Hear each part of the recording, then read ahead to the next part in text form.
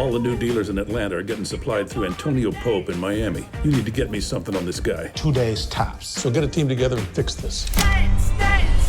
Miami, James, I'm going. Make sure you're back in time to make me Mrs. Blackhammer. Hey, Ange, you know where my thongs are? Check my top right drawer. Wow. Oh, they were in my panty drawer, not yours. First of all, let me start by saying, when did you realize that Universal was going to spend so much on these matte paintings? Yeah, we shot it in Des Moines, Iowa, and these are all computer graphics right here. Right, exactly. Even the press junket. It looks like Miami, it's not. Right. It's actually the Badlands of South Dakota. Well, it's usually we do all these junkets and they're inside closed doors of like Yes. the Four Seasons, and you could be in anywhere, and but it's a nice little backdrop. No, the funny thing is, as a result of that, because that's proper logic, right? These junkets always take place in a dark room in some hotel. It could be anywhere. Everyone's showing up in black. Like, they didn't get the memo, man. No, we're doing this outside. Clearly, I didn't get the memo. I didn't get the memo either, but whatever. You're cool. When people love seeing Ice Cube scream at people, it's like, I mean, people love it. When did you first realize that people loved seeing him scream at people? I don't know if I ever realized that. What I've noticed is that people love seeing him sneer. Like, that's his thing, and he's really good at it, you know. And as a foil to, you know, Kevin Hart's comedic antics, it's sort of perfect. They have a relationship now that they clearly developed in the first one that they've taken to a whole nother level in Ride Along 2, and they're really kind of. It's sort of just a continuation of that dynamic you've seen throughout, you know, comedy in film history. You know, I'm going to date myself here, but there's an element of, you know, Abbott and Costello or even who are we talking about? No, Laurel and Hardy. Right. No, they didn't talk, did they? Oh yeah, they did.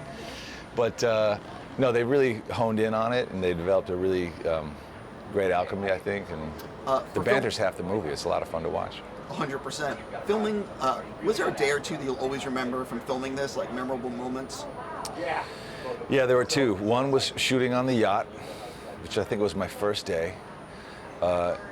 Apparently it's someone's $20 million boat. You're not allowed to wear shoes. There were just beautiful women everywhere. It was hot as fuck. And I'm supposed to be the guy who's cool all the time. And you know, it was like, we were shooting at night, of course, but it was 90 degrees and like 90% humidity, and it's like, wow, is this the whole thing's gonna be just like this? So that was a great night. And then of course the dance sequence with Olivia at the mansion, that was a lot of fun. She and I had worked that out over the course of a week or two, choreographing the dance, and you know, neither of us wanted to look silly, so we rehearsed a lot. That was pretty fun. A lot of pressure in front of 250 people, but fun no less. How much fun did you have playing a villain in like a buddy cop movie? I mean, it has to be one of those like check-off moments on the career. You're not wrong. It was one of those. You know, I've always wanted to be in a buddy cop movie, hoping to be one of the cops. Didn't happen on this one.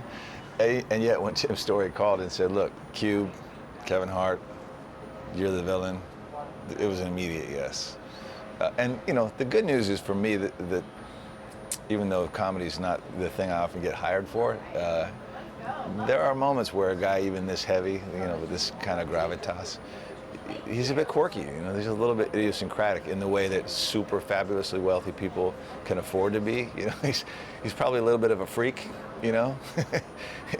It's pretty telling that he's, you know, somewhere in his mid-40s and he's actually not married, doesn't have any children, but he's got like scantily clad women and dangerous men around him at all times. Not a bad life. I gotta go, but just real fast, you have 3 really cool things coming up. One's with Ricky Gervais. Right. You got to work with Bryan Cranston. Yeah. What are you excited for people to see in the future? I'm really excited for people to see The Infiltrator with Cranston. It comes out August 31st, 2,500 screens, based on a real story. It's a little bit like Donnie Brasco, I'll leave it there, but really compelling drama based on a real life event. I'm doing a pilot for Lee Daniels right now. It's not a spin-off of Empire, but it traffics in the same world. Formation of a 3-girl R&B group, singing group. I play the sleazy manager. So, yeah, things are cool, man. I've been having a good time.